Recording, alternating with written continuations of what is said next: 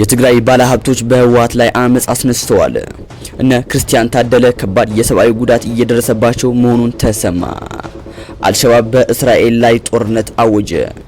ጅቡቲ በሶማሊላንድ ሪፐብሊክ የሚገኘውን የቆንስላ ጽህፈት ቤት ሙሉ ለሙሉ ዘጋች።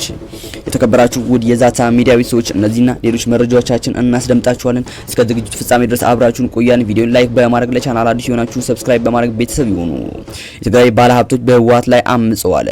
በአሁኑ ሰዓት በህወሓት በከባድ ቀውስ ውስጥ ገብቷል። ለአመታት የገነባው አስተዳደራዊ ፒራሚድ ከስር መሰረቱ እየተናደ ሲሆን በተለይም ከህዝቡ ከወታደራዊ ኃይልና ከንግዱ ማህበረሰብ ጋር የነበረው ትስስር ተበጣጥሷል። ይህም ክስተት የሚያሳየው ህወሓት ዛሬ የሚመራ ሳይሆን በውጥረት የሚመራ ደካማ ስብስብ መሆኑ የተሰማው። የዚህም ውድቀት ትልቁ ማሳያ በዛሬው ዕለት በነጋዴዎች ጋር ከነበረ ስብሰባ የተነሳ ተቃውሞ ነው። ህወሓት ንግዱን ማህበረሰብ የተለመደውን ፕሮፓጋንዳ ቢሞክርም የነጋዴዎች ምላሽ ግን የህወሓትን የህልውና መሰረት ያናጋ ነበር። ለአመታት በወርቅ ንግድ ስም በሚካሄደው ዘረፋ ጥቂት የአመራር ቤተሰቦች ብቻ ሲያበለጽጉ መቆየቱን አንገሽግሿቸው ነጋዴዎች በአደባባይ አመራሩን ተጋፍጠዋል። ነጋዴዎቹ የእኛ ድካም ለእናንተ ቅንጦት አይሆንም በሚል ስሜት ስብሰባውን ረግጠው መውጣታቸው ህወሓት ለዘመናት ሲጠቀምበት የነበረው የገንዘብ ምንጭና የታማኝነት ሰንሰለት የበጠሰ እርምጃ ነው። ይህም በንግዱ ማህበረሰብ ዘንድ የታየው ተቃውሞ ህወሓት ካጋጠመው ወታደራዊ መሸርሸር ጋር ተዳምሮ የህወሓት መዳከም አፋጥኖታል። ታጣቂው ክፍል ለህወሓት ዓላማ መሞት ሰልችቶናል መዋቅሩን እየካደ ባለበት በዚህ ወቅትም ነጋዴዎች ድጋፋቸውን መንፈጋቸው ህወሓት ክንፍና እግሩ እንደተቆረጠ ወፍ አድርጎታል። የህዝቡን ቅሬታ ወደ ተግባራዊ ተቃውሞ መለወጡ እናም የውስጡ መረጃ በአደባባይ መውጣቱ ህወሓት በገዛ ጥላው እንዲበረግግና እርስ በርሱ እንዲጠራጠርም አድርጎታል። እነ ክርስቲያን ታደለ ከባድ የሰብአዊ ጉዳት እየደረሰባቸው መሆኑን ተሰምቷል። የፍትህ ሚኒስተሩ የሰውና ሰነድ ማስረጃ ማቅረብ ባለመቻሉ በማንነታቸውና በፖለቲካ አቋማቸው የታሰሩ ሰዎች ለከፍተኛ ሰብአዊ ጉዳት ተዳርገዋል ሲሉ የምክር ቤቱ አባል ተናገሩ። ሚኒስተሩ መስሪያ ቤት በበኩሉ በማንነቱ ሆነ በፖለቲካ አቋም የሚታሰርም ሆነ የታሰረ ሰው እንደሌለ ተናግሮ ግን አንድ ሰው የፖለቲካ ግቡን ለማሳካት በህገወጥ መንገድ የሚንቀሳቀስ ፖለቲከኛ የመንግስት ሰራተኛም ሆነ የመንግስት ኃላፊ ላይ የህግ ተጠያቂነት አረጋግጠዋል ብለዋል። ይህ ጉዳይ የተነሳው የፍትህ ሚኒስተሩ ዛሬ በፓርላማ መደበኛ ስብሰባ ላይ ቀርቦ በምክር ቤት አባላት ለተነሱ ጥያቄዎች የ25 ደቂቃ ምላሽና ማብራሪያ በቀረበበት ወቅት ነው። የምክር ቤቱ አባል አበባው ደሳለው የፍትህ ሚኒስተር ዋነኛ ስራው ክስ በመመስረት ክሱን ሂደት በመከታተል አፋጣኝ ፍትህ ለዜጎች ማድረስ መሆኑን አስታውሰዋል።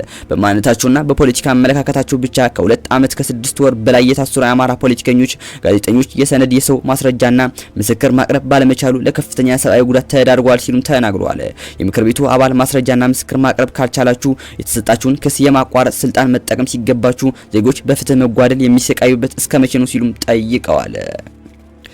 አልሸባብ በእስራኤል ላይ ጦርነት አወጀ። ቡድኑ ለሶማሊያውያን ጥሪ አቅርቧል። ቴልአቪቭ ለሶማሌላንድ የሰጠችው የነጻ አገርነት እውቅናን በመቃወም እስላማዊ ታጣቂ ቡድን አልሸባብ ሶማሊያውያን በእስራኤል ላይ ጠመንጃ እንዲያነሱ ጥሪ አቀረበ። የቡድኑ ቃል አቀባይ ባስተላለፈው በቪዲዮ የተቀረጸ መልእክት ሶማሊያውያን አገራቸውን ከእስራኤል ለመከላከል ታጥቀው እንዲነሱ ጥሪ አስተላልፈዋል። የአልሸባብ ቃል አቀባይ ሼክ አሊ መሐመድ ራጊ ወይንም አሊ ዳሂር ባቀረበው ጥሪ የሶማሌላንድ መሪዎች ከሃዲ በማለትም በሶማሊያ ህዝብ ላይ ቅኝ ግዛት ጋብዘዋል ሲሉም ከሰዋል። ማንኛውም የሰለጠነና መሳሪያ ያለው በተለይም ወጣቶችን ካሉበት ቦታ ሆነው በእስራኤል ላይ ጦርነት መጀመር አለባቸው በማለትም አይሁዳውያን ኢላማ እንዲያደርጉም ጥሪ አቅርበዋል። መሳሪያም ሆነ ስልጣን ለሌላቸው ደግሞ ቡድኑ የሚያስፈልጋቸው ለማቅረብ ዝግጁ መሆኑን በመጥቀስ እንዲቀላቀሉ ጥሪ አስተላልፈዋል። ጅቡቲ በሶማሊላንድ ሪፐብሊክ የሚገኘው የቆንስላ ቤት ጽህፈት ቤቱን ሙሉ ለሙሉ ዘጋች። ሶማሊላንድ የጅቡቲ አምባሳደሯን ጠርታለች። እስራኤል ለሶማሊላንድ ሪፐብሊክ በሰጠችው ህጋዊ እውቅና ከሶማሊያ በላይ የተቆጣችው ጅቡቲ በሀርጌሳ የሚገኘውን የቆንስላ ጽህፈት ቤቱን ሙሉ ለሙሉ ዘግታለች። በሌላ በኩል ሶማሊላንድ ሪፐብሊክ የጅቡቲ አምባሳደሯን ወደ ሀርጌሳ ጠርታለች። እስራኤል ለሶማሊላንድ ሪፐብሊክ ህጋዊ እውቅና መስጠቷን ተከትሎ ጅቡቲ በከፍተኛ ተቃውሞ ውጤቱን ለመቀልበስ እየተንቀሳቀሰችም ትገኛለች። የዛሬ 2 ዓመት ሶማሊላንድ ከኢትዮጵያ ጋር የፈረመችውን የመግባቢያ ስምምነት ተከትሎ በስምምነቱ ከፍተኛ ቅሬታ የነበራት ጅቡቲ በሀርጌሳ የነበራትን የቆንስላ ኃላፊ መጥራቷን የሚታወስ ሲሆን ቆንስላው አገልግሎቱን ሙሉ ለሙሉ መስጠት ማቆሙ ነው የተሰማው። በትግራይ ክልል በተፈናቃዮች መጠለያ ጣቢያ ያጋጠመው ረሃብ ጽንፈኛው ህወሓት የፈጠረው ነው አለ። በትግራይ ክልል ሰሜን ምዕራብ ዞን ህጻት ጊዜያዊ መጠለያ ጣቢያ የሚገኙ ተፈናቃዮች ላይ ያጋጠመው ረሃብ በጽንፈኛው ህወሓት ቡድን ሴራ የተፈጠረ መሆኑን ዶክተር አረጋዊ በርሄ አስታወቁ። አረጋዊ በርሄ በወቅታዊ ጉዳይ ላይ የአዲስ ዘመን ጋዜጣ እንደገለጹትም የህወሓት ቡድን ለተፈናቃዮች ህዝብ የሚሄደው እርዳታ እህል እየቀማ ለራሱ ሚሊሻዎችና ካድሬዎች ቀለብ እያደረገ ነው ብሏል። ቡድኑ ተፈናቃዮችን ለፖለቲካ ትርፍና ለንግድ መጠቀም ያደረጋቸው መሆኑን የገለጹት አረጋዊ በርሄ ተፈናቃዮቹ ወደ ቀያቸው ተመልሰው እንዳይቋቋሙ እንቅፋት በመፍጠር ሆን ተብሎ ረሃብ እንዲከሰት መደረጉን አመላክቷል ሲል በትግራይ ክልል የሚገኙ ተፈናቃዮችም እየደረሰባቸው ያለው አስከፊ ችግር ቡድኑ በሴራ የፈጠረው አሳዛኝ ድርጊት መሆኑን አስረድተዋል። የተከበራችሁ ውድ የዛታ ሚዲያ ቤተሰቦች ለዛሬ ይዘንላችሁ የመጣነው መረጃ እነዚህን ይመስላሉ። ቪዲዮ ላይክ በማድረግ ለቻናሉ አዲስ የሆናችሁ ሰብስክራይብ በማድረግ ሀሳብ አስተያየታችሁን ኮሜንት ላይ አስቀምጡልን።